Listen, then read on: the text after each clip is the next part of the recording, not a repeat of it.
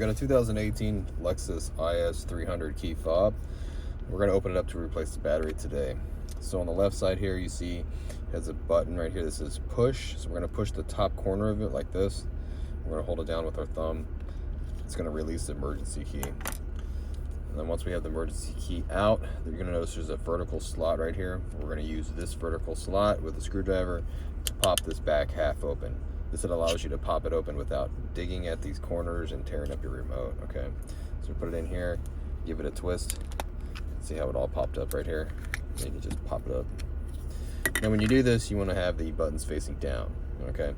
Because all of the guts and the buttons can fall out if you do it the other way.